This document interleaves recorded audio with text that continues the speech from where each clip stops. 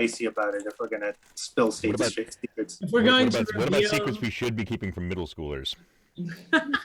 Middle schoolers don't watch this. What about last Except time? that one time. Just that one guy, that one time.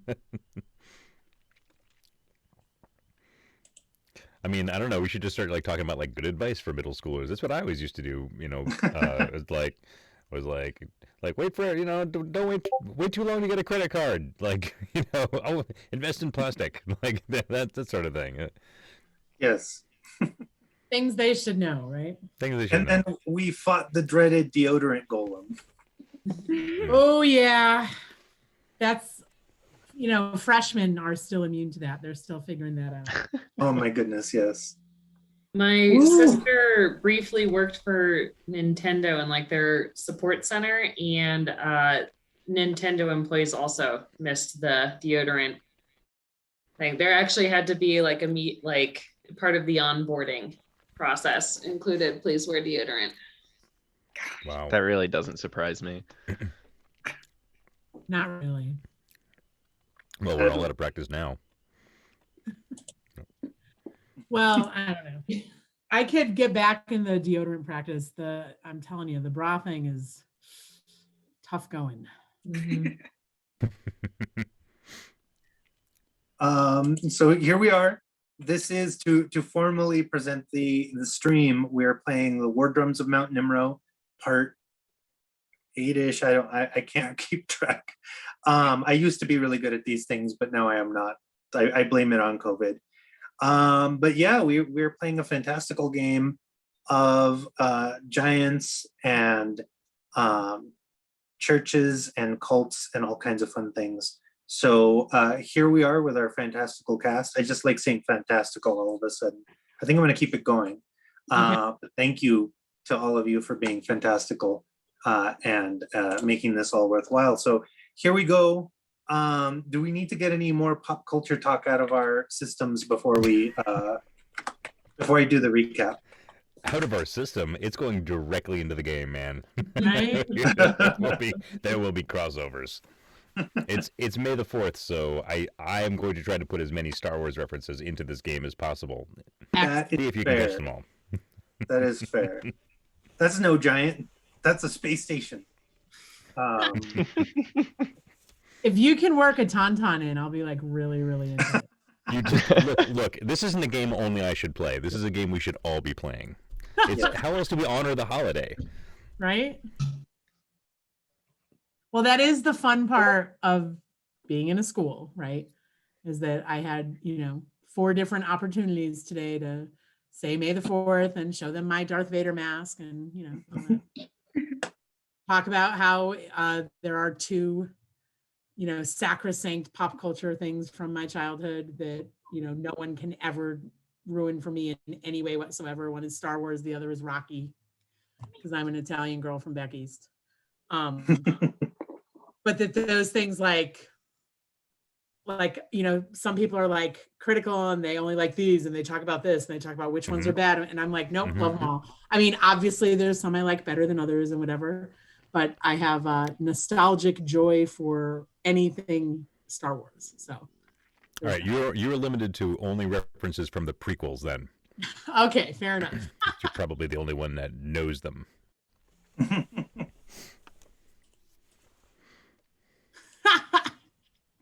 Duratantastical. I like that a lot. It's so fantastical.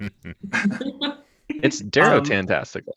I have a message from the chat and it just says, "Oh, hey, Jen, it's Ronan." Oh, hey, Ronan. How's it going, man? I hope that I get to hang out with all of you really soon.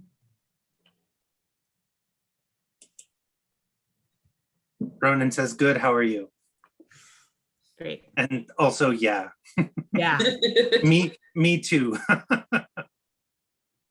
That's how teaching goes. You say something and you just hope maybe you get a response. Yes, absolutely.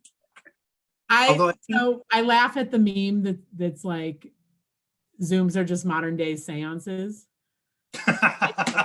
It's like, Christian, are you there? Are you there? Are you there? Please say something so we know you're there. Oh really man, embarrassed it. if somebody made a messaging app that where the responses were just a Ouija board moving to the, I'm sure that they would make a mint. If It I would had a be Ouija super- board and I was in middle school, I would just be spelling dirty words with it constantly. Like just yeah, if I had access to it. And the thing about Ouija boards is you never know who's moving it. It could be any of them, right? You have to, you all have your hands on the little cursor. Is it called a cursor? Now that seems wrong. You know, the cursor on a Ouija I think board. it's a planchette, and I have no Planchette, idea thank why you. I know. That was like way too technological a word. So can I tell you one of my main jobs other than teaching, and it's how I ended up in Colorado and whatever, but we used to work for a big deal polling firm that we were Oh. ultimately like Clinton and Obama's polling firm, Hmm. but we also had corporate clients. And Procter and Gamble was a corporate client for a really long time. Okay. And every year we would get to do the Satan survey because there are people in the world who truly believe that, and this is the thing, is that it's not even Procter and Gamble. Ouija boards are made by Parker Brothers, right? But there are people who believe that the companies are affiliated and that Procter and Gamble is a satanic front. And I tell you this because our very prestigious corporate polling firm had to do the type of poll where like you do it in an area where people are known to believe this so that you can ask questions to kind of show them how stupid it is. You know what I mean? Did it work? Like the questions are worded in ways that it's like, you know, and despite this being incredibly ridiculous and easily disproven, you know, people consider blah, blah, blah, blah, blah, blah, blah. You know, how likely would you be to believe such a thing? And, but it was, you know, our favorite poll to give and analyze. So there was that. I mean, I completely believe in calling a spade a spade. Like I believe Procter and Gamble is evil, but don't sully Satan by associating him with Procter and Gamble. Right? Why would you slander the poor man? He's already had so many things associated with him as it Yes. is. You're just Why giving saddle credit him to the with- wrong, but yeah, exactly. Yeah, I would definitely give polls where I straight up called people idiots in the front of them too. Like just sneaking Oh, that that in sounds there. so satisfying. So cathartic. But how Our do we other feel? favorite poll of all time was when Olean came out, and people experienced anal leakage from eating the Olean Frito-Lay products. Uh-huh. And so, yeah, so we got to call people and ask them if they had eaten Olean Fritos and if they'd experienced anal leakage. It was a great job, y'all. I hate to think of how granulated those questions had to be. Yeah, like how honest were they prepared to be over the phone? A surprising number of people copped to it. So, you know, Okay. like, I mean, there was a certain anonymity at the time, much more so than now, where every single person has basically caller ID, right? Like, I mean, polling doesn't really work anymore because people don't answer calls on their cell phones. Right. Sorry, this is not wholesome pop culture content. I mean, what pop culture content is wholesome? Like, let's be honest. I think it's good content though. It doesn't have to be wholesome. Right? I will say our discussions on anal leakage have us at one of our all-time high viewer counts. So we must be doing something. How does that work? Do Although- we just start? Wait. Do people tune in because we started talking about? anal No, leakage? I Like, was going to How make does a that make joke your about. polls numbers rise? They're like, shit, you got to get on this channel. It's the algorithm. They can I was hear it gonna and then they say- send people to us. They just know it's a really popular topic. So the algorithm's like, oh hell yeah, Well, and it's fan really like, favorite. I always wonder how something on the radio gets like a lot of swell because back in the day it'd be like, oh, something crazy's happening on the radio, and it'd just be people calling each other being like, you got to turn on the radio right now. So I just imagine this being like an old-timey case. It's like, you won't believe what this Twitch is talking about. That's funny. Anal leakage and Satan. Yeah, that's why that's our jam. That's actually probably And one of the there's bosses the we're gonna fight. correlation. That's like 6 degrees of, Satan right there. Yeah, man. If this was Cards Against Humanity, I'd have the perfect card. But anyways, how do we feel about doing the recap, or do we? Okay, we're good. I did not want to be the wet blanket, but I wanted to. In our fascinating conversation.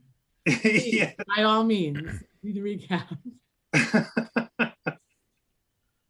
All right, so recap from last week, headed to defend the Giants against the Gromec and kick Gromec ass. As we head in, Winna notices a contingent of Gromec flying away, and Finster has a viable plan to approach from the left. Gromecs are taunting Giants and riling them up. They do not know the Giants will have backup. So there is a pretty protracted fight. Ronaki turns into mist and kind of goes into the center of a group of Gromec and just shoots out a giant cone of cold. And the assembled group of heroes does a very brilliant job of just going in and kicking butt and taking names in spades, to mix a number of metaphors. And you all came out so victorious that not a single one of the Gromec was able to escape. One of them very closely escaped and potentially was going to broadcast some information to their Gromec allies, but did not. And so you were not discovered. The Gromec who had flown away did not seem to take notice of your total victory. But in the aftermath of the battle, you went to speak with the Giants to kind of take toll of what had happened. A handful of the remaining Giants did unfortunately get killed in action. And amongst them was one whom was carrying something very important, and evidently was had replaced their heart with an object known as the rune heart. And in death had been able to then give that, not literally, but effectively give that item over to the other Giants in a plea to keep it from the Gromec. And as you all were contemplating the existence of this, two things happened, more or less. One being that the heart was whispering to all of you in your minds. So it wasn't an audible whisper, but it was this kind of roiling mental whisper with promises of power, and trying to get you to take it for yourselves. It definitely seems to be tempting you with seductive tones. There was something about buying Amway in there. I don't know. But the second thing is that Ronaki expressed a great deal of sorrow over the fact that you have found this, where it could have been potential that someone's like, wow, this is a cool thing that we found and it apparently has a lot of power. Ronaki is like, our fates have been sealed this day. Like, I'm very sorry that this has happened. And so with that tone having been struck, we start the session. You are still in the canyon where the battle took place. There are a number of different decisions to be made, some of which you don't even know need to be made. But yes, now is the time that you decide what's to be done with this rune heart. What direction will you take in potentially, hopefully keeping it out of the wrong hands and out of the wrong chests? Who has the rune heart right now? Ronaki, I believe. Still there? Ronaki is holding it, and he has placed it in a pack. He is evidently taking it upon himself to carry the burden of having the rune heart. Although, if you wanted to convince him otherwise, you think he'd be receptive, but he would also have some reservations.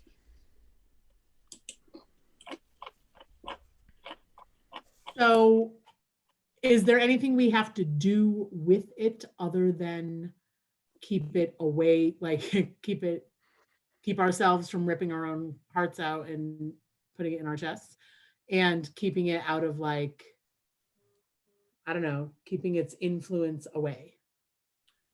Well, there's a number of different things that you can do. Although I would say the knowledge of rune weapons, even anecdotally, is kind of few and far between. So I would require probably a history check to just kind of get a good, decent idea of like, what could we even do? What are even the possibilities? I got good history. Hey, that's pretty good. Oh, wow. Oh, That's a good roll. Okay. Just give it to Winna. So, Winna, you have a lot of knowledge of things like geography, history, and so on, and sometimes how they intersect. You are in relative proximity to the giant kingdom of Mount Nimro, which contain the volcanoes Mount Nimro and Mount Nimrod. Mount Nimrod in particular is very famous for being the final resting place for a number of rune weapons. Far more common than rune hearts, of which there may only be the one. Rune weapons are nonetheless very powerfully destructive, sought after, and have caused wars on the scale, hitherto untold. But the Mount Nimrod is rumored to be some kind of a foci for the elemental plane of fire. So throwing that in there not only keeps anyone from like going into lava, but even if someone was able to like potentially magically survive and swim through lava, they would also have to contend with a virtual army of fire elementals that seem to have nested at the very far recesses of the volcano. So if legend is to be believed, this would be a perfect place to keep such an item away from other people. The other thing to keep in mind is that this is an item so powerful that it is likely to have a conditional means of destruction. What that means could potentially be researched.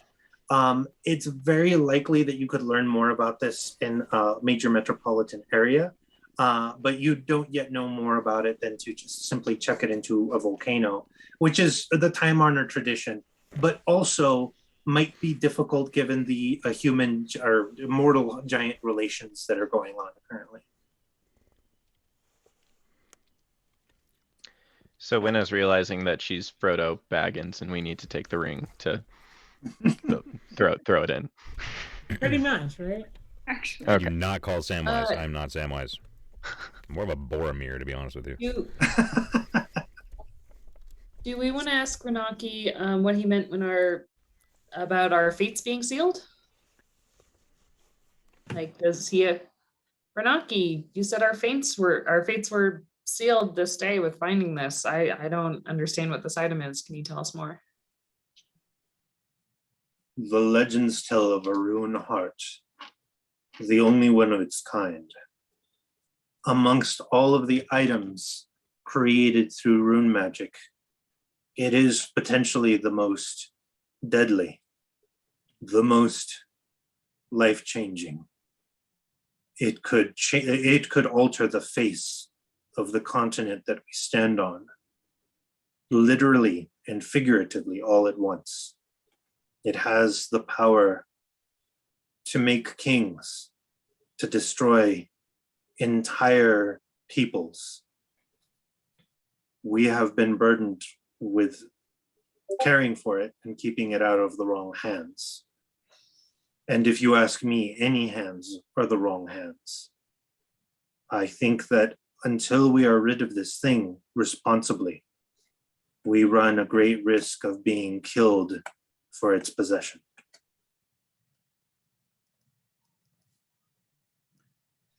Okay, so Ronaki thinks we should throw it in the volcano. He thinks you should get rid of it, but he hasn't elaborated on how. Is there a downside to throwing it in the volcano? Not particularly. you think that it's eminently doable, but again, the like standing at the precipice of this volcano and hucking it in, that's the easy part. Just like in the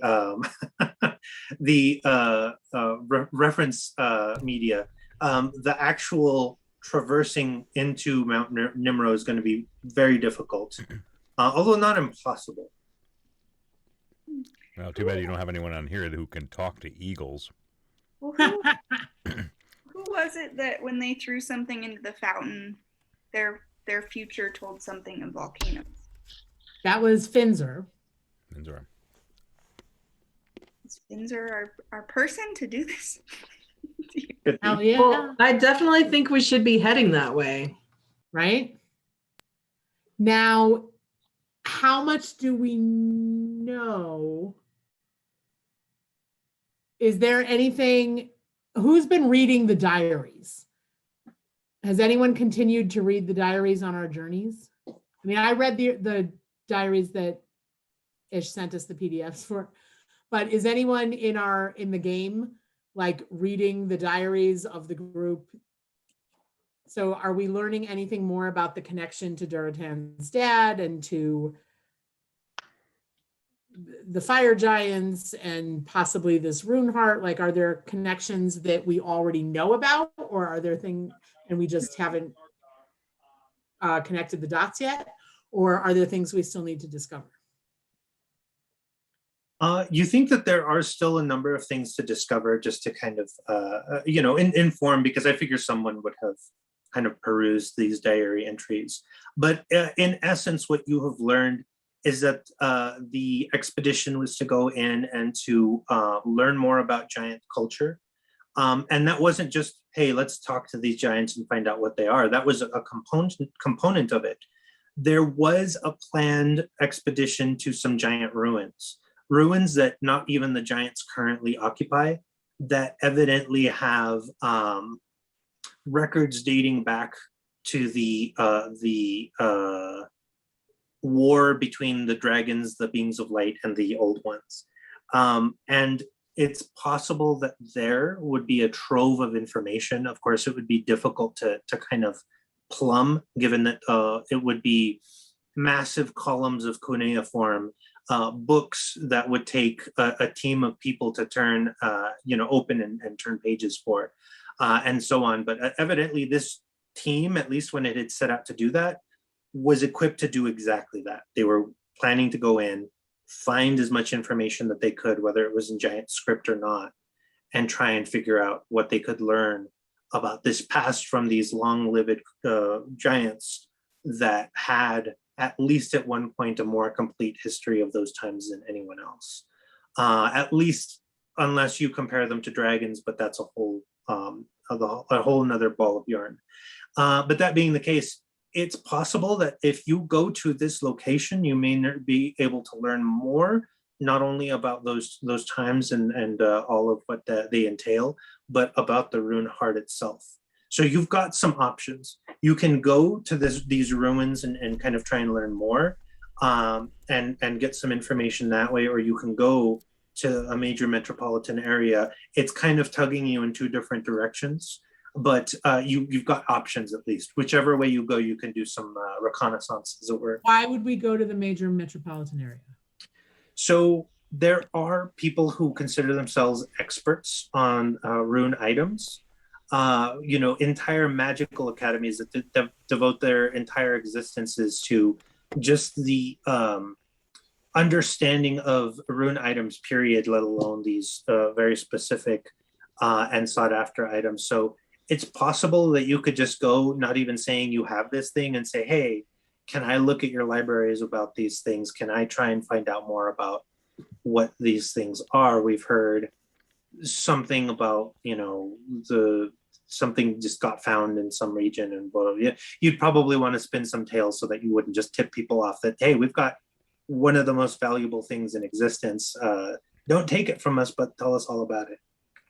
Okay, so Duratan could read the cuneiform if we can turn the pages. He can right read.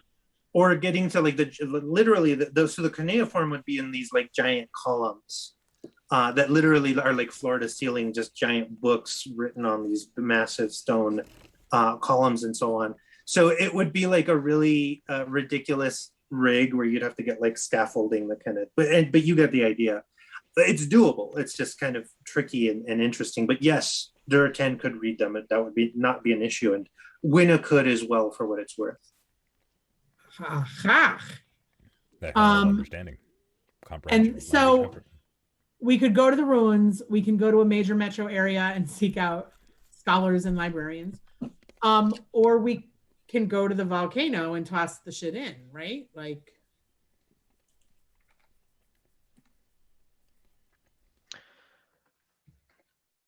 do you think that the giants are coming to Sandpoint to find this rune heart?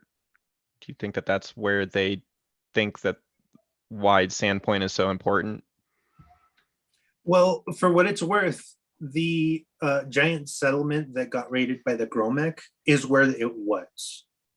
That was where the heart was initially found. When the Gromek, it was planning on staying there. Yeah, it was. The giants tell you that it was actually kind of their ancestral heritage to keep it in this old shrine that was like underground, and the idea was like, oh, we're just a boring giant settlement, nothing ever happens here. But really underneath, like one of the most important items ever was basically being kept in secret. When the Gromek attacked, the giants panicked because they had a feeling that the Gromek might have that might be at risk of discovering this thing. So one of the giants is like, well, let me take this, replaces his heart with it, goes on the run, and is in this battle group. In fact, he intentionally went and kind of put himself in danger, knowing that if he were to live with this thing, the risk of living with it and causing some kind of tremendous grand scale catastrophe was only a matter of time. So he kind of took one for the team. But that being said, that's where it was. The giants do tell you, they just kind of communicate this to you. They think the Gromek were looking for it. They have a pretty good idea that the Gromek they didn't just attack this small giant village, although they're prone to do that, but they did so very pointedly, and they were looking for things. Like when they fled, they noticed that there were a group of Gromek just like tearing things up, searching for things, swarming around like they almost never do. okay. It's just like in The Fifth Element, where like the opera singer has like a rock in her, then everyone's looking for it and tearing up. But okay, yes, I'm just gonna think it is. So is there information that we can learn from the Gromek, about why they thought it was there? I mean, I know they're our mortal enemies at this moment, but is there any kind of reconnaissance we can do with them? Are there any alive? Not here. We killed these mofos. I have one in my mirror shard. I could just conjure it. Oh my god, you do have one in the mirror shard. This is a seance. Does it come back like knowing its old memories, or? So I will say this: you've never tried, so it's a possibility, and it certainly merits experimentation, I would say. But yeah, so far it's just been like animals, things that can't like really communicate ideas, so you wouldn't know, does this thing have some kind of object permanence or sentience? But it's worth a shot. Do Gromeks have a specific language? That's a great question, and not one I had an answer to. I would say they likely speak a broken common, but let me double check. And I'm sorry, while I'm sussing this out, feel free to ask any other questions or make any other comments. What do you guys think of that? Like, that's brilliant, Winna. We should at least like pop them out. We and should ask at least them. try. Yeah. Yeah. You could always like just re-stab him, put him back, right? Right. And by the way, I love that idea, and I don't want to short sell it, so you get an inspiration point. Oh, thanks. And by the way, this is relatively common knowledge, but Gromek speak and read and write their own language, but they do also speak giant. it kind of comes with the territory, as it were. Perfect. All right. Well, what do you all think? Pop him out and ask him. Let's Try go. it. I say we give it a How much shot. control you have of him after he comes out? I'm in. I'm down. As clearly, but just should we be ready for any sort of attack, or do you have like full control over him? No, she controls him. I think pretty Finzar should well be standing controlled. there with the shock axe thing. Yeah, cool. All right, Excuse I for got the it. shock axe. I got it loaded The up, you Brumek guys. rod.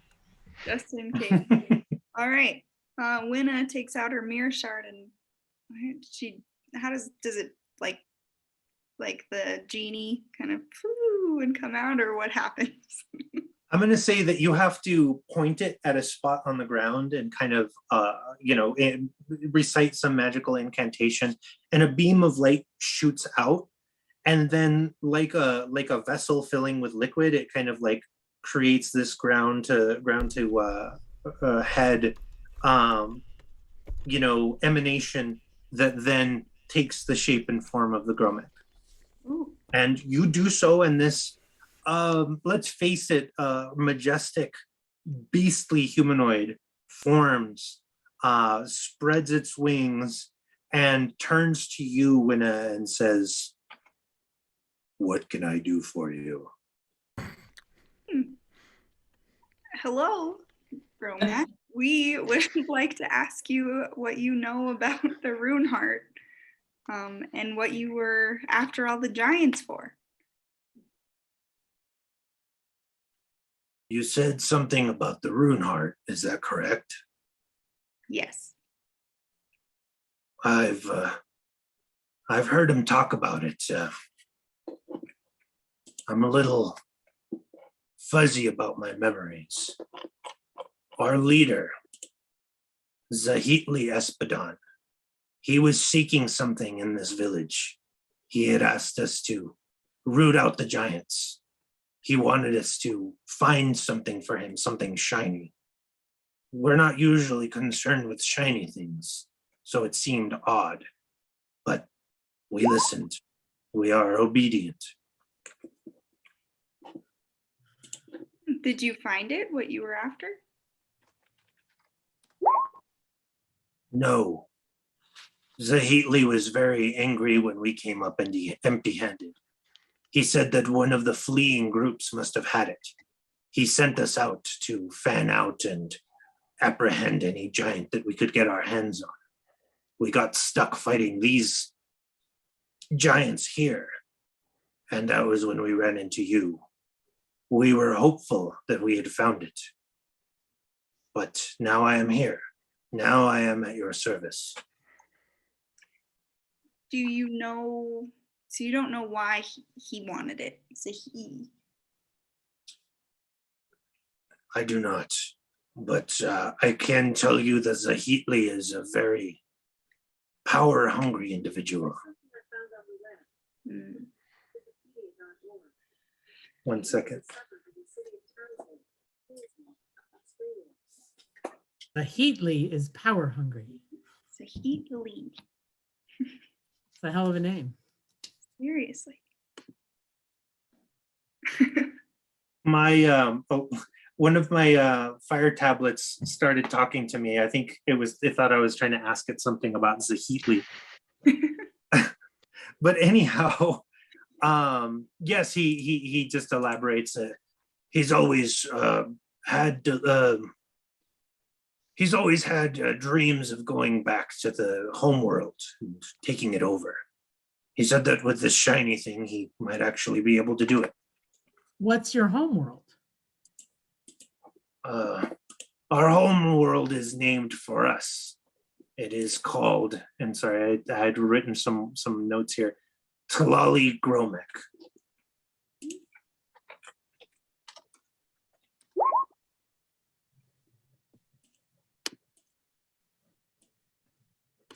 So he dreamed of returning to the homeworld and taking over?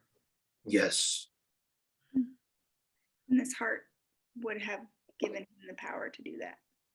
Absolutely. Perhaps several times over.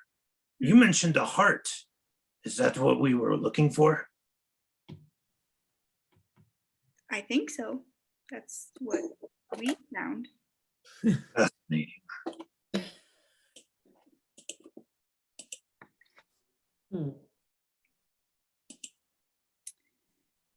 Should we ask him anything else? Is this Gromac gonna just be part of our crew now? So I wanted to kind of elaborate on how this is going to work, and I think this is really neat. So I'm going to set down some ground rules for it. You can keep him until he dies, and he will stay in your mirror dagger, and you can have up to 3 creatures in there. If at any point you're like, oh, I want to get something more interesting, then you can kind of swap things out. But once they're out, they're done unless you get another one of those things in there, if that makes sense. But you can put them back in. Potentially. So, But like, he can go back in the mirror dagger. yeah. In fact, he's in there until you swap him out for something else or he dies. Okay, Let's if put it you out. have 3 creatures in there, do they fight in there? No, This this is is a Pokemon situation. Yeah. They're kind of dormant while they're in They the peacefully coexist in the mirror shard. yes. Don't have to like feed him or anything. He's just Mm-mm. kind of- No, in fact, as a point of order, he is not alive in the traditional sense. He's more of a construction of the dagger. If you had to He's a classify hologram. him, basically, he's very much like the Doctor on Voyager, right? No? Okay. Anyway, see, that's what I get for making a Star Trek reference on May the 4th. So, but he is an illusion with like magically reinforced kind of Mass.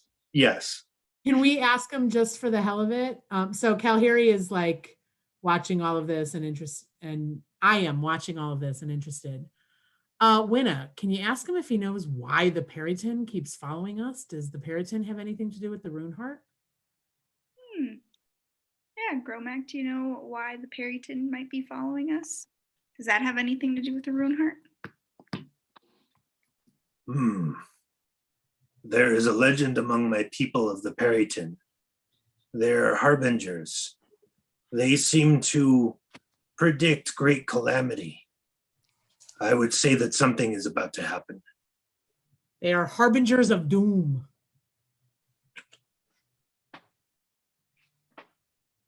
Do we need to ask him anything else? And I want to point out that the giants that are here, including Ronaki, are like extremely uncomfortable with this Gromac. They all want to smash it.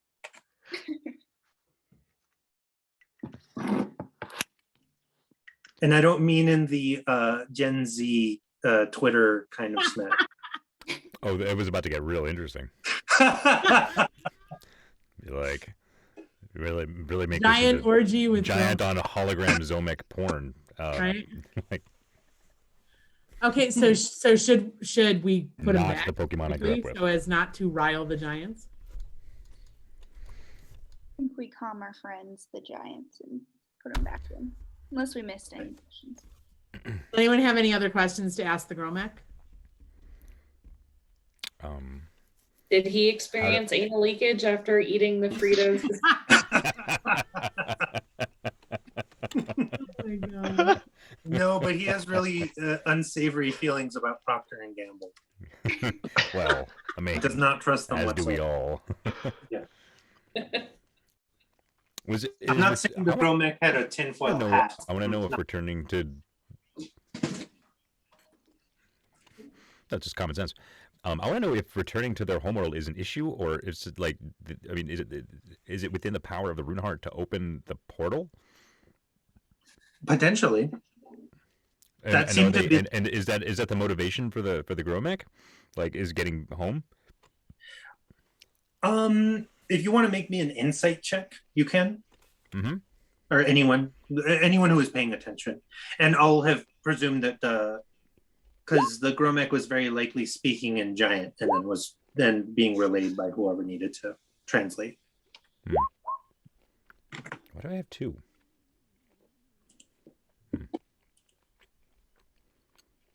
All right, the 14s are sufficient.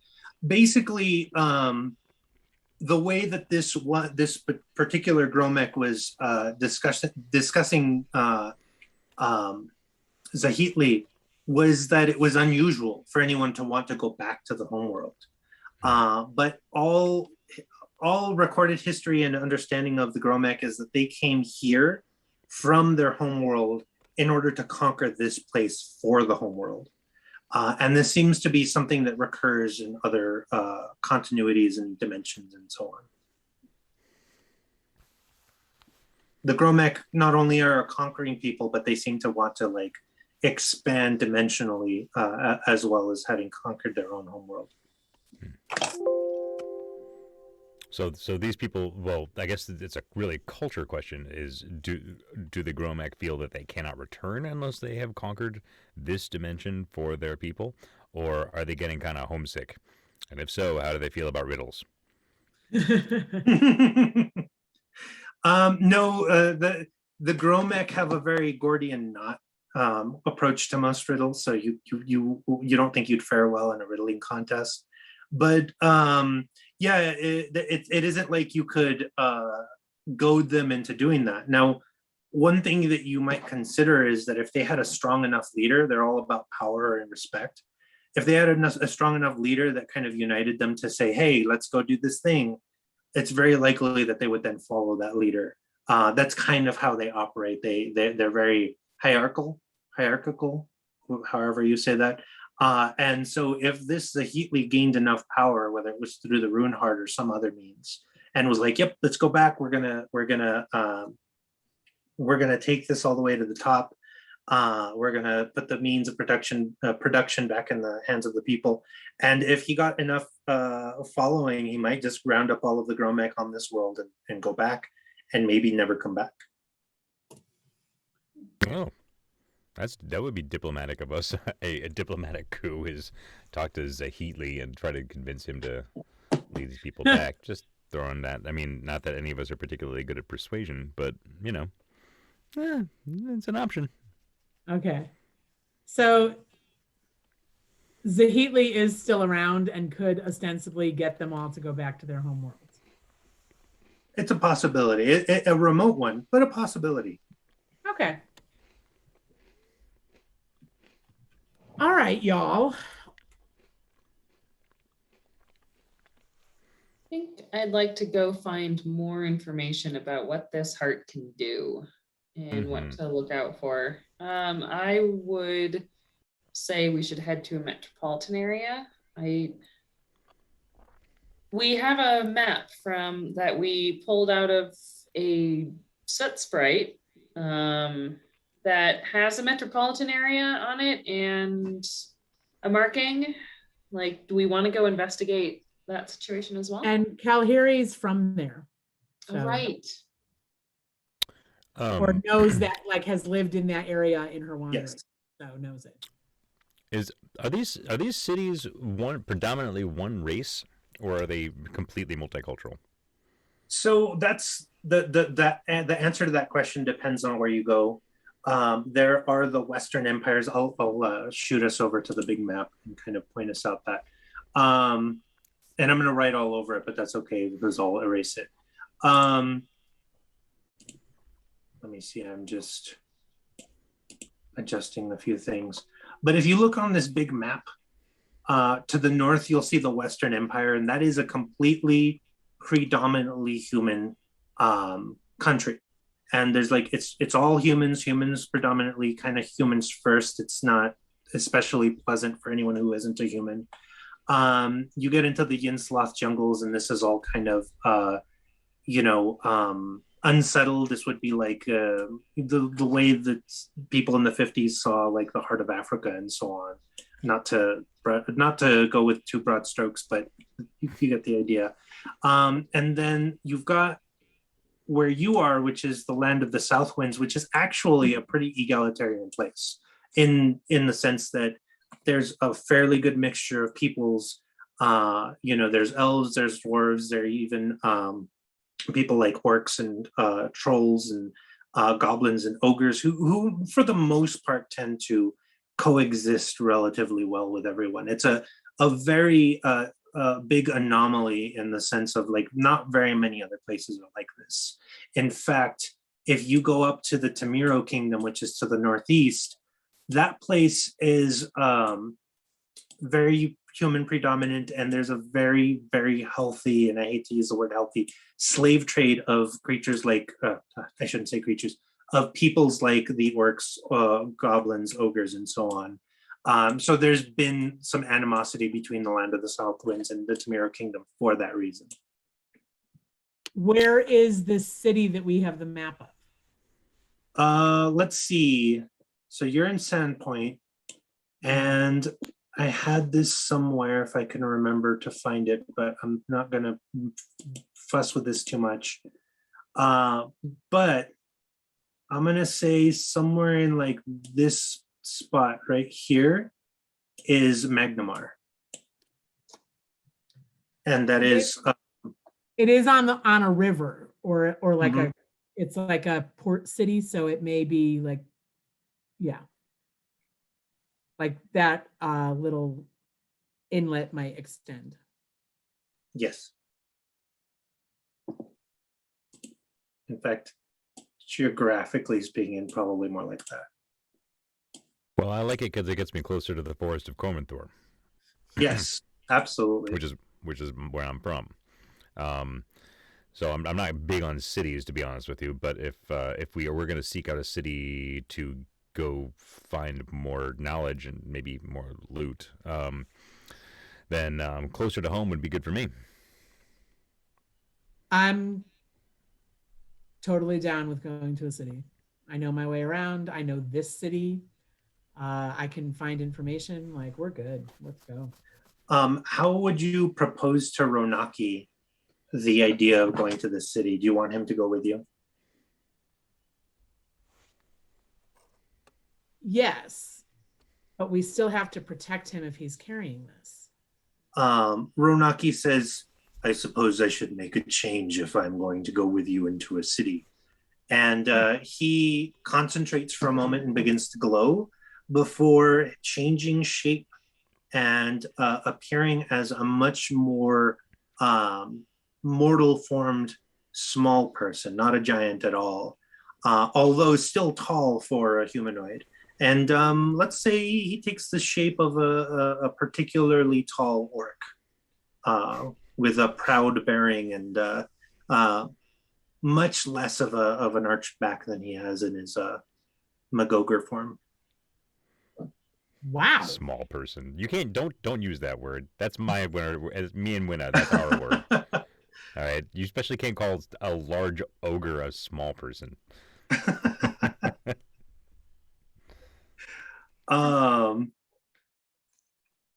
Let's see. I guess like a normal sizer. I want to make it sound as like obnoxiously offensive as possible. Like something that a giant would be like, oh, it's just one of them normal sizers. An underfoot. Would it be like a baby giant? Are ogres just baby giants? Wait a minute. No. Anyway. What about the You get to elemental be chick? impressed with Ronaki and be like, nice, dude. Small round of applause. Yeah. Ronaki Cool just says in a much less like booming voice than he normally does. He just says, "I hope that this forum is acceptable." Absolutely, dude. Very well. I believe I will attract much less attention than if I was stomping around in my normal form. But we should be suited to going to the city. I have heard rumors that there may be a teleportation circle that can take us directly to Magnamar. If you're interested, it would cut down on our travel considerably. Oh, hell yes. Is it in the glass factory? No, that would be eminently convenient. But no, I believe that there are some ruins that were once tied to Magnamar. If we go there, it may be a simple matter of stepping on a circle and reciting the incantation. That is something I am able to do. Do we have to remove our shoes first? Is there? It Will there be a Cinnabon in the lobby? Is there? Oh, okay. All right, It might I'm be good. I'm good to go.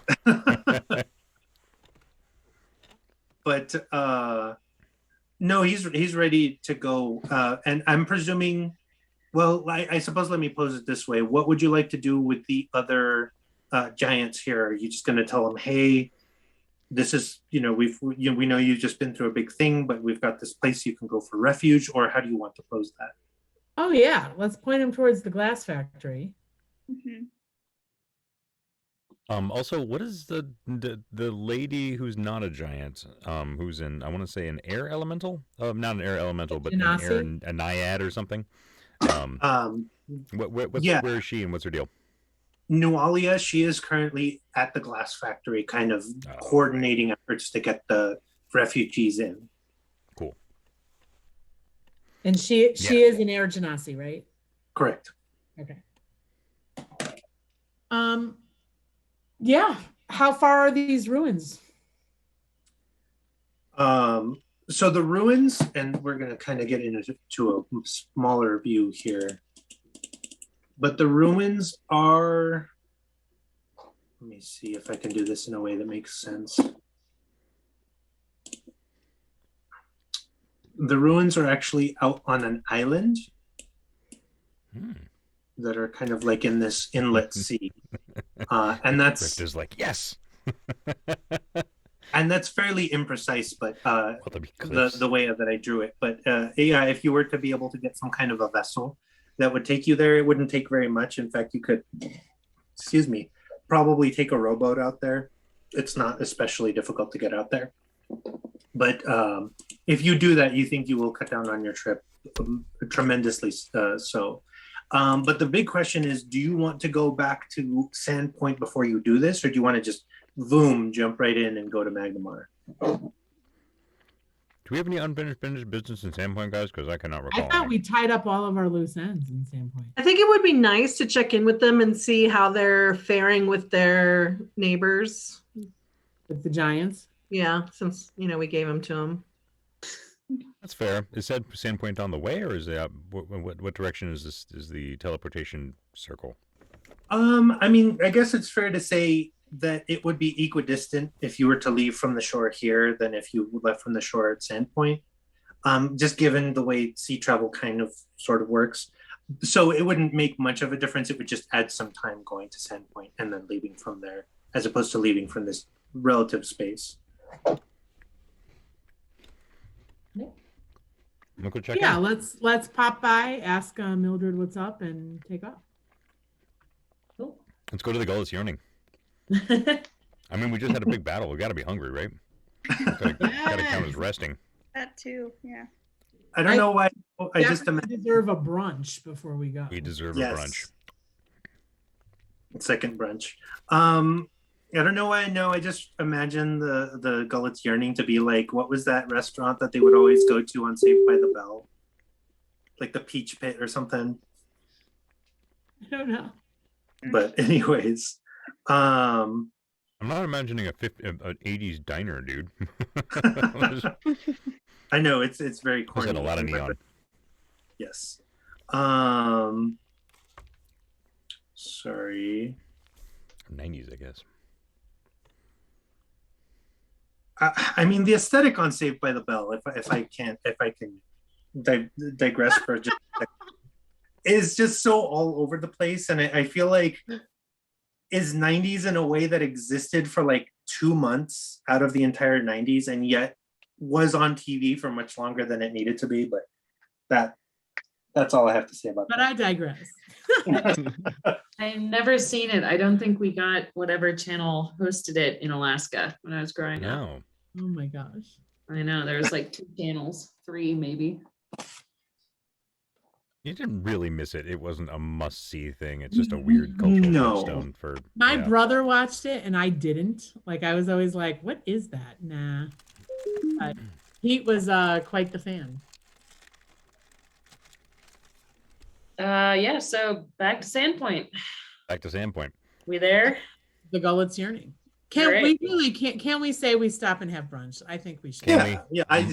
So the good news is that this right here is not time sensitive. You are able to like go back, I presume, with the giants, making your way through. They've done their best to kind of perform field funerals for those who have fallen, because they, as much as they wanted to, they can't carry these their fellow giants back to Sandpoint, nor would they want to show up at the doorstep of their refugee camp and say, "Hey, here's some bodies that we're going to bury here." But that being said, you make your way back to Sandpoint and are greeted fairly warmly. And in fact, even the giants with you seem to have gotten a warm reception. The people here are have quickly turned their kind of favor towards the giants. At first, they were apprehensive, unsure, kind of scared, to be frank, of the giants and their kind of tall ways, but now seem to have really taken them in and become very sympathetic to their plight. So it's really refreshing and joyful to see the people cheering as the giants are going through. And at first, the giants don't know what to do with this. They're kind of like looking around at the people, and they have never experienced this before. And they're like, are they gonna attack us?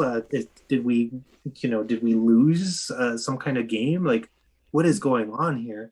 But finally they get it after a little while, and they seem to have a little bit more pep in their step as they make their way to the glassworks and feel, perhaps for the first time, and hopefully not the last, acceptance from the not so tall people that have accepted them into their hearts. But you all are able to get other giants to kind of, who had already been here, to kind of escort this group over to the glassworks while you all sit down for a much deserved brunch at what is perhaps the 2.5 the best place to eat in all of Sandpoint. Its ratings moving up. It's contentious. It's contentious. I like that. The festival, by the way, just to kind of keep you updated, is over. Like, it's done, and not because anything bad happened or because like all of this hullabaloo, but just the time for it has already passed, and the people have partied all their party out and seem to be content. And it's the mood of Sandpoint has kind of returned to like a good happy medium. It is so nice to be playing a fantasy game set in a world of wonder that isn't America. I'm like, oh, they took the refugees in, and despite some apprehension, like, found that they could be valuable members of the community and are no longer that super racist about it. This is just great. I don't know. It's this is why we play this game. Absolutely. And just really short digression once more. I think my favorite episode of Ren and Stimpy is one called The Littlest Giant. And it's all about this sad giant who's like the shortest of all the giants, and he gets bullied by the other giants constantly until he runs away. And he ends up at this farmer's house, and just the farmer tells him how awesome he is for being so tall and big and helps him with all of the farm chores and whatnot. It's full of all kinds of ridiculous jokes, as you could imagine a Ren and Stimpy cartoon to be, but like that's the gist of it. So that's a big inspiration. Every time I think of giants, I think of The Littlest Giant, where the big giants are bullying him and they go, "You're barely huge. You're merely enormous." That's awesome. But anyways, you guys are sitting at brunch. There are a handful of giant themed menu items now, just kind of in honor of the giant. Like, So we're definitely gonna have like ox in a blanket or something. I mean, like dragon eggs Benedict. There's the waffles for one, and in parenthesis giant, and then the waffle is like as big as the table, and just all kinds of other like fun things like that. Oh my god! How about the can I soup? use it as like a sleeping pad? You probably could. Oh. I want to In fact, order it those- just to Standing roll of the both back soup, up is in there it. like a giant thing? Yeah, I would probably say they have what they call the giant's thimble, and it's like this giant pot of soup that is kind of like a hot pot style, like everybody eats from it kind of thing. Excellent. So I want to find Mildred and ask her what's up, and then I actually need to go because I got my second vaccine this morning, and I feel so terrible. I just want to go to bed. Oh, no. Oh, no. It just sort of hit. No. So let's fast forward brunch, as much as I hate that, and go see what's up with Mildred, and then I'll let you guys continue with the plot without me, and I just tacitly to agree to nothing that you choose, and you're all terrible. That sounds fine. I'll even say that Mildred like kind of putters up to the table that you all are having brunch at, and we can quote unquote table the brunch conversation as Mildred just looks up at all of you and says, "Oh, well, it looks like you've definitely caused quite a stir with all of the goings on, but I see that it is all towards the net positive." That's that it seems to be going great. Has there been anything going on in town we need to know about? Things are relatively calm, minus all of this commotion with the giants, although as you can tell, it is a good commotion. Not the kind of commotion we see terribly often, so we thank you for that. I want to, let's see, we saw the Peloton. That's not right. Perryton? We saw the But the Perryton. Peloton is a scary, fearsome beast. I Yes. mean, Yeah, but it doesn't go very fast. we last saw the Perryton, it was over town, right? Or am I misremembering? Like, wasn't it right on top, like right overhead? I feel like it was It- just outside of town watching us walk in, but I could be misremembering that. Okay. That's what I remember. And then I forgot the other question that we had for Mildred, or that I had for Mildred. And so I don't know why I'm having this conversation with her. Well, I mean, the big thing was we wanted to make sure that the whole giant transition was going smoothly. Which it is. And Smash it. clearly it is. Clearly. So that's Yeah. all. And can we use this as an opportunity to sort of supply up?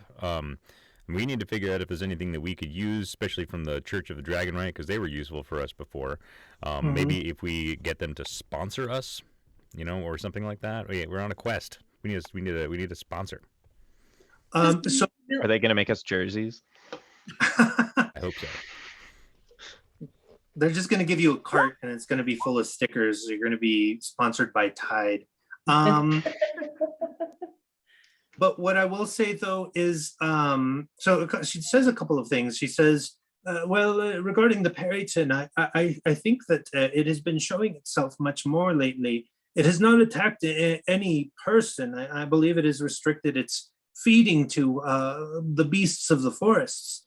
But something is happening. I believe that it is trying to say something in in the means of a divination. But on the matter of divinations, and she reaches into a little pack she's got at her side and produces a black lotus. She says, this seems to have sprouted from one of the vines that hangs off of the side of the Church of Dragonright. Linnea said that it was some manner of ill omen. She thought it might pertain to you. Ooh. Didn't someone see a black lotus in the well Maybe. Not me. with the moon? Something with the moon and the I lotus. saw the Yes. moon. Maybe I'm wrong. Well, what do you think a black lotus means? I mean, can we roll for Arcana and see if it's got some sort of magical? That sounds Choreography or something? completely appropriate. I'd say go for it. Okay. Winna, I think you've got the highest, maybe Rift. Winna's on a streak today. She's hot. Yes. Hot dice. Yeah, let's go for it. Then I don't need to roll. 'Cause- All right. So With that roll, you know that this Black Lotus seems to Holy be. crap! Oh wow, Wolfbeck, you know this for I certain. forgot. I also have a high arcana. I just checked. I know about magics. But you believe this to mean um, that there is something at work on a divine scale that is targeting this church. And if you had to guess, you would have to say that Shantico is a sore loser among sore losers. So whatever happened to banish Shantico from this town and kind of away from the influence of this church is back, and maybe not here now, but in the world, affecting change. So Chantico is going this way. Shantico would appear to be a force in the world currently, which may not have been the case up until recently. All right. That is what this seems to say. I will also say that you could ritualistically burn this Black Lotus and either affect a curse on someone. That wouldn't be a very nice thing to do, but you could do that. Or you could brew it into a tea that would let you regain 1d4 spell slots. Let's do the latter. I mean, I don't even know who would curse. I was just gonna pin it into my hair, but I guess I'll make tea out of it. So Rift will wander off to find some hot water and then take a long rest. You guys are magnificent. Sorry to leave, and I will talk to you sometime. No worries. Feel better. Feel better.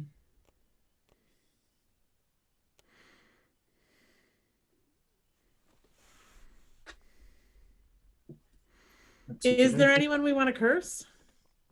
I don't think so. No, we're gonna brew. We brewed some tea. The tea has been brewed. Rift brewed the tea. I feel like we should definitely go check in with the glass factory giants and just warn them to keep their eyes peeled, both for the Periton and for any other like strange looking mafia omens that might pop up.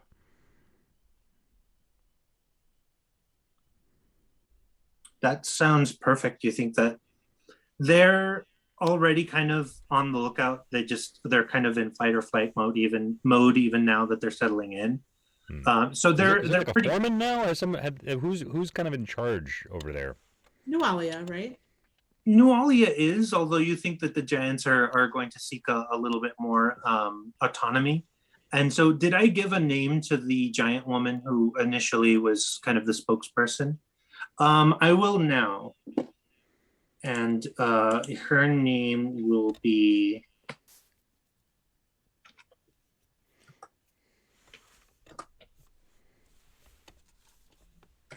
Sorry.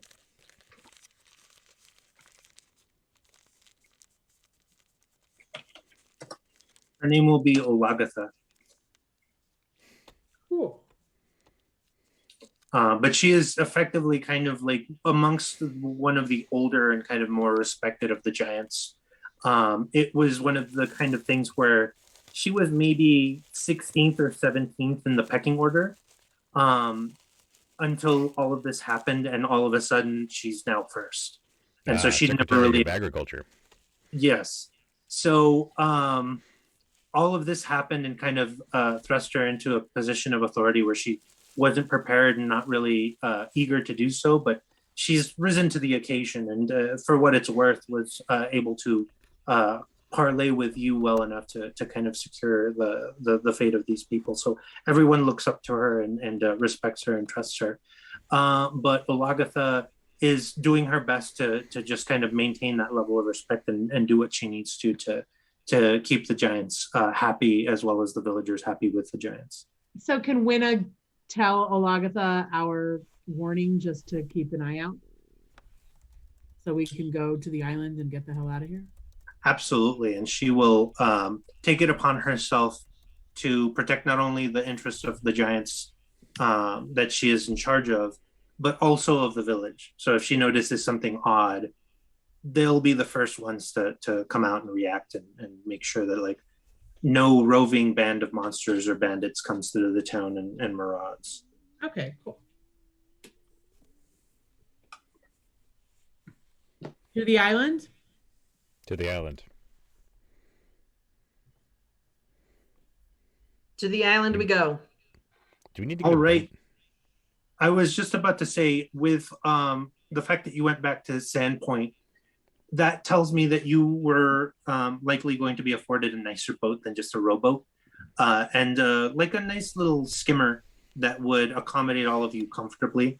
And if you wanted, you could even take with you someone to pilot the boat and take it back once you were done, unless you wanted to just leave it on the island. Well, wouldn't we want the boat on the island so we could get back? That's very true. So Well- you could do that as well. Are we using the island as a way to get to somewhere else? Oh, right. So we may not have to go back that way. Yeah, we probably shouldn't. Well, yeah. We're gonna. Well, we might have to go to. teleport. We But might have to where go are we gonna back to teleport back? Sandpoint, though. Yeah, we gotta leave the. Is it we a gotta tie one-way the boat up. teleporter? Is there a garage? It is it's a two-way, so it could come back. Okay. So So we because should we're going to leave the teleport boat. back to the island. So I say we take the boat, we dock it on the island. We learn Cover what it. we learn in Magnamar. And then when we come back, we have a boat to get back to Sandpoint. Hmm.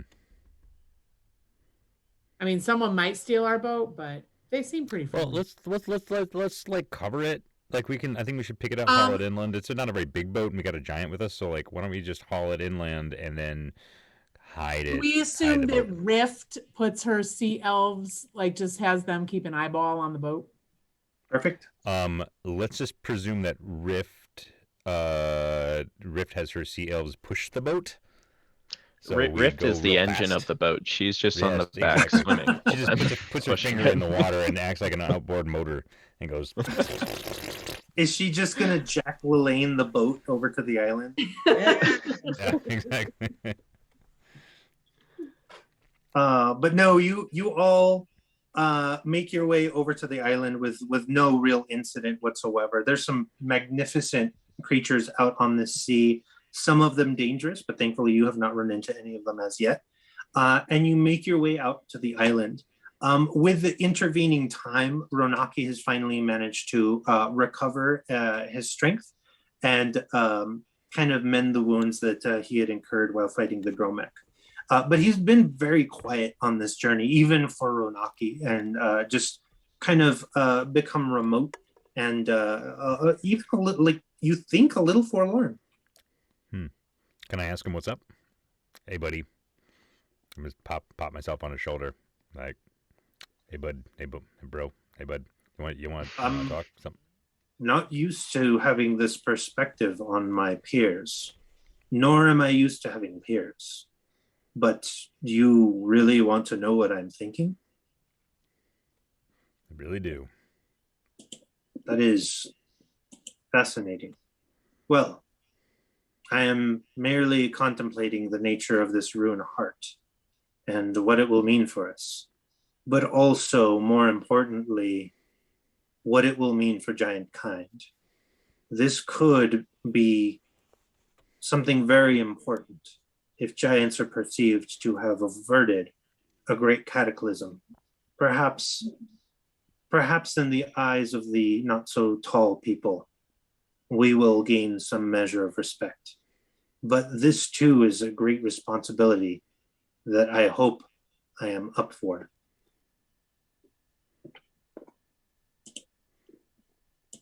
Well, you're doing great so far. I just thank you so much for coming along. Really appreciate you. Couldn't do it without you, really. We'll figure this thing out together. I am happy. I don't believe that I have ever been praised before, nor felt worthy of it. Oh.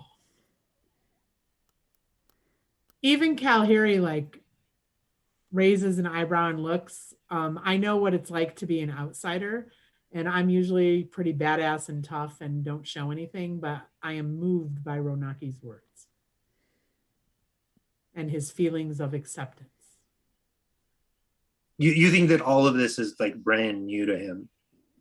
He certainly is not used to any of this at all. Like he's not just putting on airs. He's not like, it's not hyperbole. He has in the past said that like being a Magogre is just kind of a very solitary existence. Just one foot in the mags and one foot in the ogres. Just Yes. accepted by neither mag nor ogre. Absolutely. But with all of that being said, I will say that you make it to the island with no further incident, as mentioned. You go into the ruins. And even here, it seems like there is a heavy weight of history within these ruins that seem to have been created not by giant hands, but by dwarven hands, apparently in some kind of service to the giants. This seems to have been some kind of a relay station created by dwarves when they were a vassal race to a giant empire in eons past. If anyone wants to like stop and smell the historical roses, so to speak, you can give me a history check to see what you glean from the frescoes and so on. Hell yes. Who's got the highest dice now? Volpec's on fire. Very nice. Yeah, no kidding. Volpec, you managed Duratan to hits learn. his head on something. Oh no! He hits I his mean, head on a ruin. It could have been Passes worse out. than that.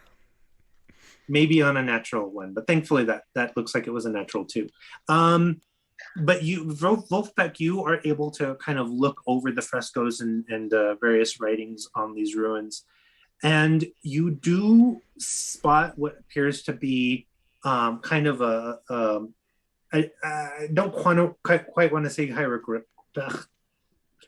I don't quite want to say hieroglyphic, but it is kind of this pictorial story that depicts the dwarves creating these beautiful works of art, sometimes in the shape of weapons and armor. And one of them does seem to depict the creation of the rune heart. However, so much of this fresco has been damaged that you don't get the whole story. You get kind of the beginning where it appears to be that the pictures kind of tell the story that they are beating spirits into metal, and then there's a bunch missing, and then the creation of the rune heart as one of the dwarves is like kind of holding it up like he just got it from a video game treasure chest. Can any of these other weapons that are depicted in the frieze, I guess we'll call it, can we just take a quick note of what they look like, just in case we might ever run into them again? I mean, I know they're probably all hiding behind a volcano and some fire elementals or whatever, but like, if the rune heart, which we have, is in the fresco or whatever, the other things might be around too. Yes, as a matter of fact, there MacGuffin. are a number of different things depicted.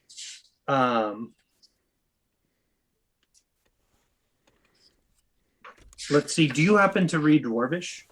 I do. That's actually one of the few languages I speak. Fantastic. Well, actually, read, I don't know. Hold on. I would presume I have Dwarvish as a language. Cool. Yeah, you wouldn't generally know one without the other. And I will say that you read what appears to be kind of like a manifest, which is maybe a little unusual, but given the potency of these items, is not super unusual. But you notice the names of Bloodrazor, Cool. Vargas. Okay. Vargas? Vargas? So I'm just going to write these down. Bloodrazor, Vargas. Oh, it's even cooler than I thought. I thought it was like razor, you know? Like, it raises the blood. We work with Mr. Vargas. I'm just saying. If he's a rune weapon, I'll eat my hat. Sorry, I misspelled one of them. It's Meridlis is one of them. Meridlis. Jihal.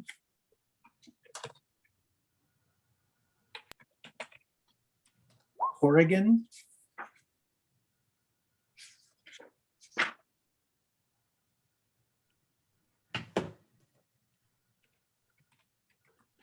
Alzarad.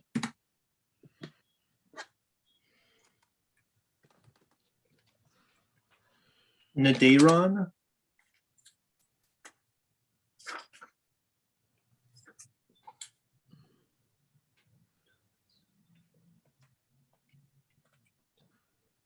And finally, Gregradamus, which is a mouthful. Right. Greg Radamus.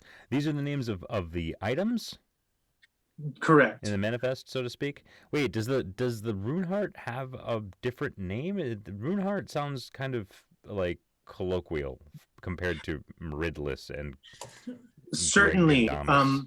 Sadly, that information is not on this manifest. Okay. Okay, cool.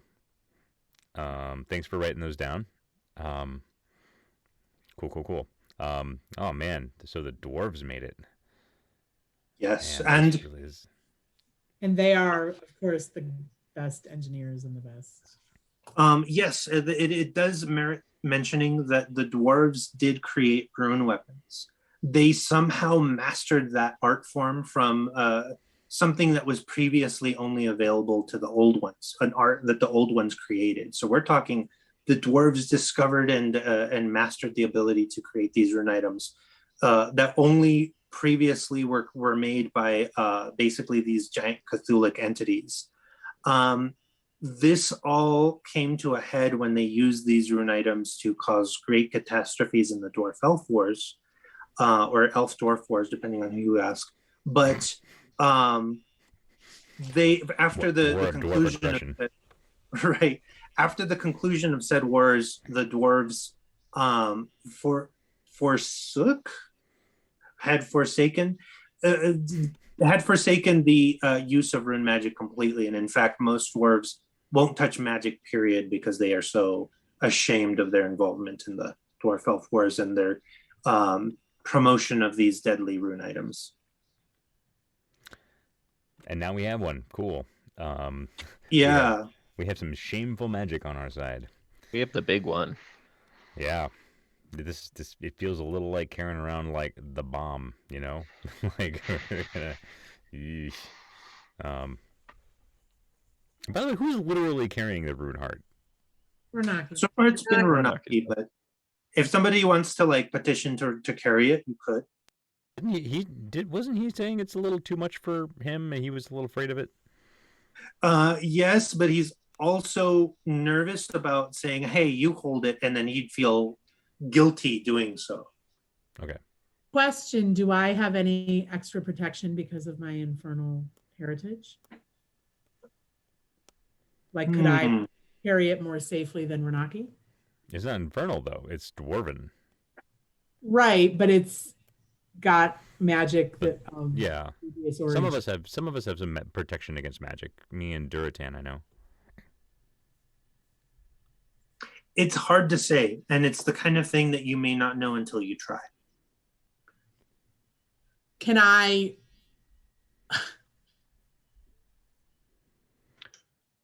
lay hands on the rune heart and see how it feels and see if I'm willing to carry it? Like, I would want to carry it for him, but like if I touch it and it's like fucked up, then I don't want to. So let's set the scene. You are at the location of this magical circle that has been chiseled into the rock and is in that way permanent until such a time that the rock is worn away. But as Ronaki is preparing the magic that would carry you to Magnamar through this magic circle, he has set down the now large for him sack that contains the rune heart. And he realizes that most of you, if not all of you, are watching him do so. And he says, are you curious about this object? Yes. It seems like we should know what we're carrying, or at least have an idea of like how dangerous it is. The custodianship of this item is difficult, and I don't know how to convey the means to fight against its influence, but it merely takes strength of mind. but a great deal so. I am finding that my limitations are being met, and I only hope that they are not exceeded as I carry this in our journey. But I will endure it until I cannot, and then I will hand it to one of you. Though it would be selfish of me, I think it is the only thing I know to do. Teratan wants to ask Ronaki if he trusts a genie taking hold of it or looking over it. So I want to kind of elaborate on that just a little bit, because normally in this world, genies are demonic. But I don't Okay. want to pigeonhole your genie. Would you say that your genie is more friendly, or is it one of like the evil genies that's kind of more common? I'd say it's a trickster genie, like most genies, and wants to mess around with the humankind or the real people. Okay, I would be okay with that. Ronaki just says, is there a way to meet this genie so that I can understand his ability, his morality? Not yet. That is okay. Perhaps when this comes to pass, we shall answer the question more thoroughly, but I will entertain the idea. Renaki, is there anything we can do to kind of help make this burden easier for you?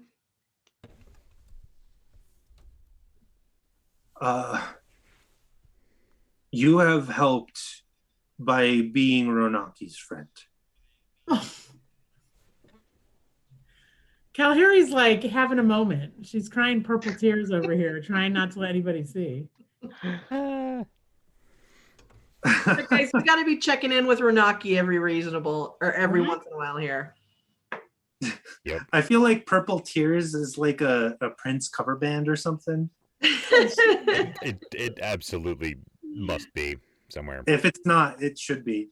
But that being said, no, Ronaki, like I hate to be like super cornball, like I know it would sound coming out of anyone else, but this is just Ronaki. Like he's just kind of like navigating this world of friendship in a way that he's never had to before, and very happy to do so. But he says, "Are you, Kalhiri? Are you curious to make contact with the Rune Heart?" I am. I would like to at least observe it and maybe even touch it, and see what I feel from it. Is that too dangerous, or is that something you think that I can handle? I mean, you're the only one of us with any experience with this. In other circumstances, I would bar you from doing so. But I also know that the time will come where one of you must take up this burden once my will is exhausted. I suppose understanding it would be the most ready means of preparing for it. I would say in this controlled environment, it would be appropriate. But do be careful. Okay, I would like to do so then. So you steal your mind. Yep. I'm on it. You tell me how you do so. Like, do you just like go up and touch it with the edge of your finger, or do you like place both hands on it? I would place Lick it. both hands, I like slowly, but like, and then I would grasp it with both hands. I have I don't know if this matters at all. I do have psionic powers and a psi bolstered knack. Mm-hmm. I don't Okay. know if that helps me perceive anything about it or not. Let's say that it acts as an additional bulwark, actually. I didn't think about that, but that's fascinating. Your psychic ability will protect you further from the influence of this item. Excellent. But as you make contact with it, you feel yourself instantly pulled away from your own body. This is all kind of like metaphysical. But you find your consciousness, yourself, your kind of free floating spirit appear in a black void. And it's not entirely unpleasant. It feels like you're being buoyed by the psychic energies of the universe, although they are invisible. You are just kind of in this featureless black void until you see another spirit before you. You just to kind of drive the point home, you look at yourself, your hands, your being, you look semi-transparent, but you see this shining being that you know to be the essence of the rune heart. And it looks to you through a countenance that is too bright to be perceived properly. And it speaks in a voice that is angelic. In contrast to Ronaki's kind of rough voice and strange mannerisms, this melodic being speaks to you with such honeyed words that you're not really sure if you're listening to a person speaking or if this is some kind of an orchestral communication. But it says, "Greetings, stranger. I am glad to make contact with you. This is all as has been foretold. But please tell me your name. I know you only by your essence, which is unmistakably elegant." Be careful. I was gonna say, Kalhari didn't survive on these mean streets for so long. Even when an angel's like, "You look good," she's not. Yeah, there were a lot of red flags in what I was saying there. Yeah, exactly.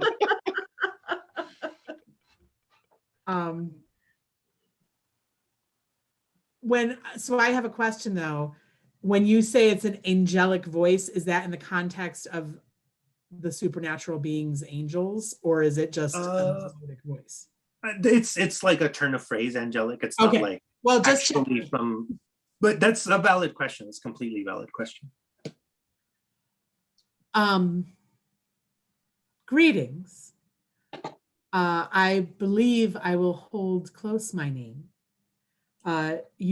If we understand one another's essence, what use is names? What use are names? Sorry. Kalhari has better grammar than Jen does right now. That is entirely understandable. I am merely glad to be in your presence. Would you take my name if I were to give it? I would. I am known as Zoliad. You may find me in your history books. They may be unkind to me, or I may have been wiped completely from them. But I am here to tell you that they are all lies. I wish only to bring purity and perfection to your world. And I would like to do so through you. For you are a representation of purity and perfection. Okay, that sends all of my senses going because I know I am not pure. Like, I know my own origins. I can't believe that if this being is so smart, it doesn't recognize a tiefling. And so Kalhari's bristling at this point.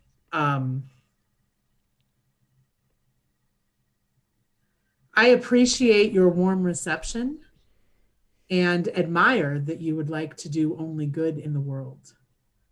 We have a long journey ahead of us, and I'm not quite ready to take you up on your offer. However, I am so pleased to have met you and to know your name. If I may give you a little bit of parting advice. Sure. She says with a raised eyebrow all the way up to her horn. So this being says, when things are difficult, when the world seems like it is too overbearing, when you wish into your pillow that things could change and that you could be the agent for that change, when you wish that you could affect the change in the world that you see within yourself, think of me. I can be there. When you are in danger, when you are at risk of death, I can be there within the span of a heartbeat.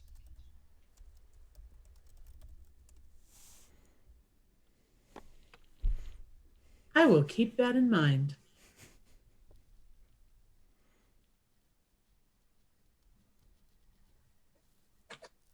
And that's it. He's just kind of like waiting. If you want to, you can kind of will yourself from outside of your own body to like break contact with the rune card if you want.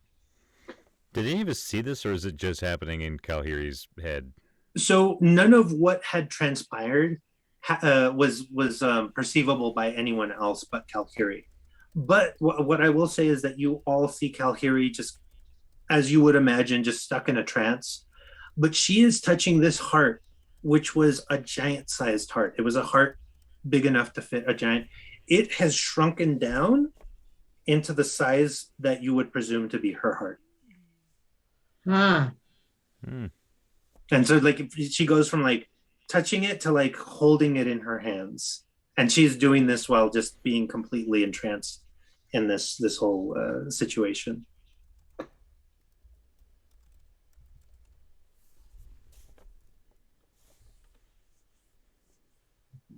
I am going to gently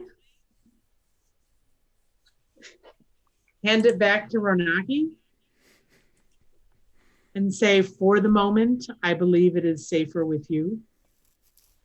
You are not wrong. The power of temptation involved in this is more than we literally can imagine. But there is something, while it is very enticing, there is something that makes me incredibly wary. And while I believe it is an object of power, I also believe it is an object of danger. You are correct. I am glad that you have perceived the danger correctly on your first contact. The words that it says, though tempting as they may be, do not listen to them. Not now or ever. I completely agree. I admire you, friend, for carrying this burden and will be willing to help you with it. But at the moment, I am in awe of its power and frankly afraid of it. I'll need to think more about what just happened. Please do. For the moment, I am ready to transport us if you are ready to go.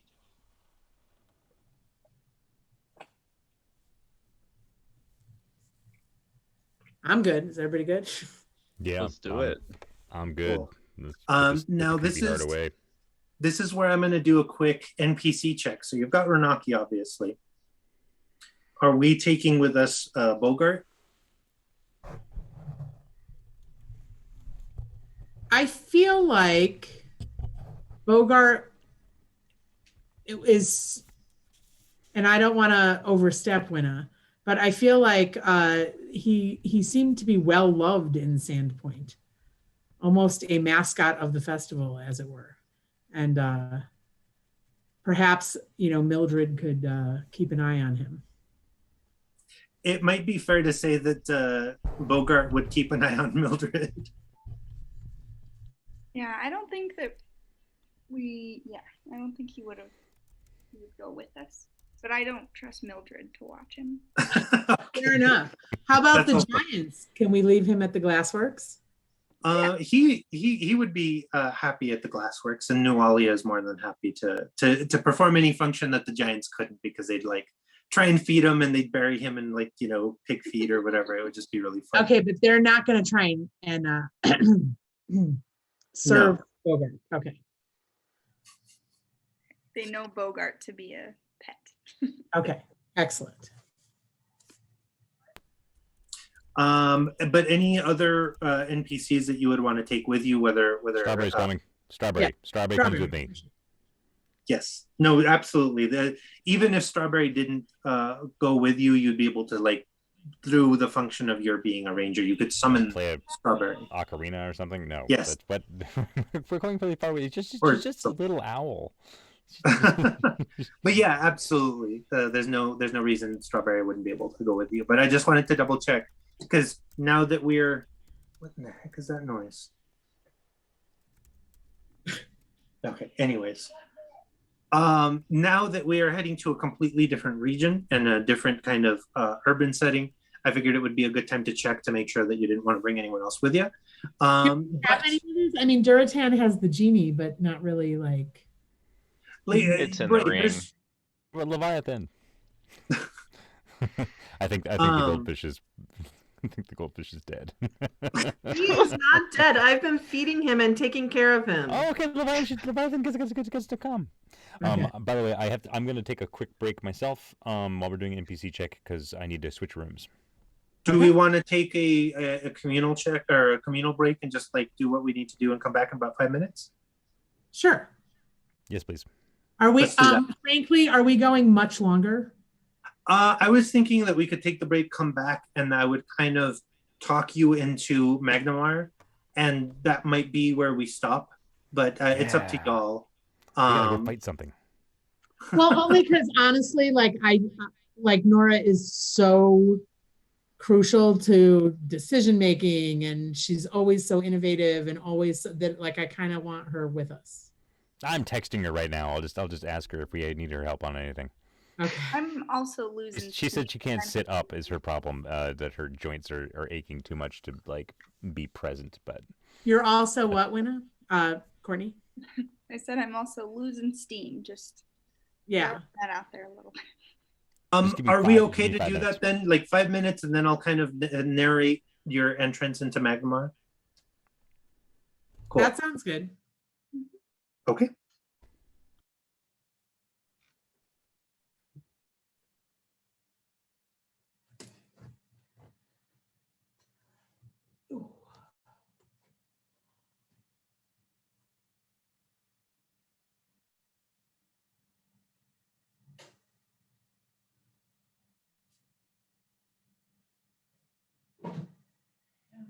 Yes.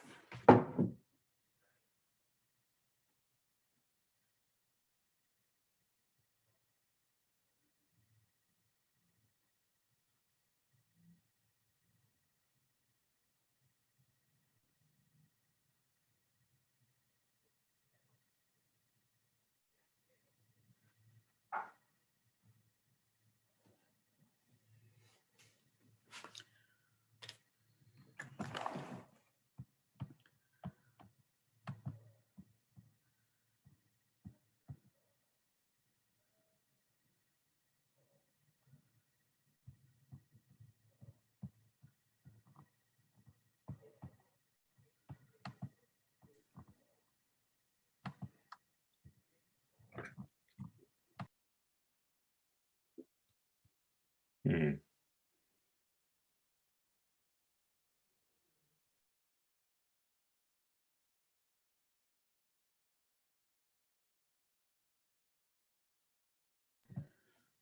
So, Courtney, how is Winnie doing? How is she adjusting to your awesome life?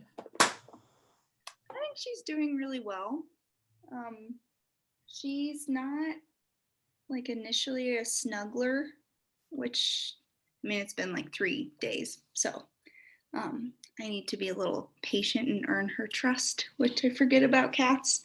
It's tough. I just want to go right back to like everything with Petey, and it's not the same at all.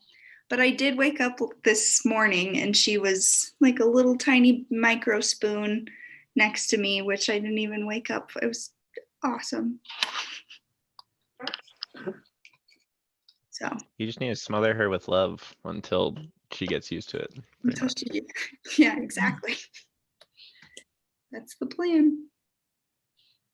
That's a cool looking city. Yeah, if anybody wants to, they can click on the link on the Roll20 chat to see Ooh. the panoramic view of the city.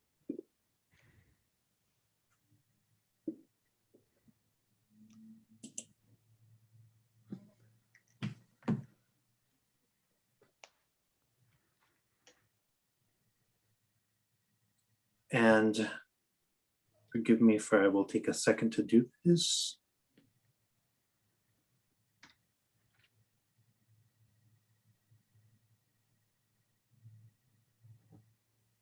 Okay.